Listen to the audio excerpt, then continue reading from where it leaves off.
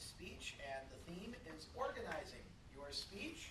Would you please welcome Lanie George.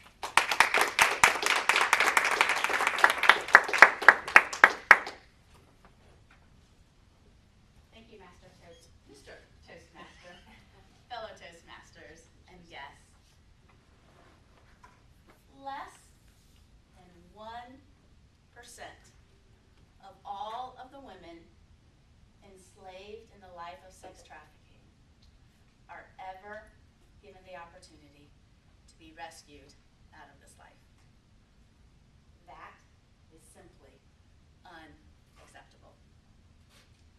When I heard this horrific statistic, I came up with two questions, or immediately had two questions. First question was, why in the world only 1%? It immediately followed up with a second question. That second question was, what can we do to see that percentage raised and see these lives of these women rescued and living a life of independence? So my objective today is to answer those two questions and to help us better understand the complex needs of the issues of women who are stuck in this life. To do this, I've got a volunteer here today. This is my volunteer. Her name is Mary, and Mary represents a lady who is enslaved in the life. These represent either a trauma, a need, or a vulnerability. I'm going to try to hold these right here because you're not going to hold it. Each of these ladies that live in this life are daily experiencing psychological, emotional, and physical trauma, oftentimes debilitating them. Physical trauma may be things like, physical trauma are things I've heard ladies saying, you know, at least he didn't hit me with his gun like he did the other girls. Or they're going to be things like emotional trauma and abuse. You're worthless. Nobody wants you. You'll never get out of this life. You're mine. Emotional trauma.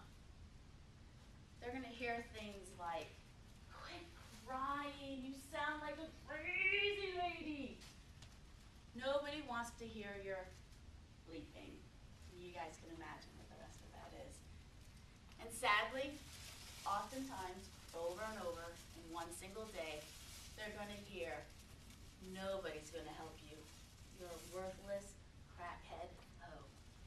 The 40 ladies I've had the privilege of helping, I almost hear that last comment by every single one of them. Daily they feel feelings of hopelessness, abandonment, rejection, and daily suicide. So the first question was, why 1%? Well, while I believe there are many reasons for this, today I'm going to focus on two. The first one, they feel trapped. They believe that their life is completely worthless, that they don't deserve to get out of this life. They've been threatened over and over that they're not going to get out of it. And even if they could get out of this life, where would they go? Who would help them? Their dignity's been robbed of them, and their identity's been stolen, their true identity. That identity's been replaced with lies that their captors have given them and with circumstances. The second reason that I believe it's 1% is there's not enough services for these ladies. And even if there are services for these ladies, they're not helping them with the complex needs that these ladies have.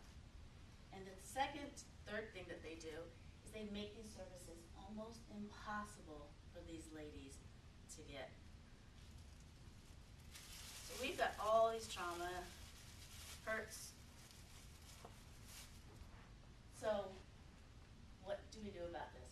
What can we do to see this number increase and see these worthy ladies of being rescued, restored, and living a life of independence and wholeness?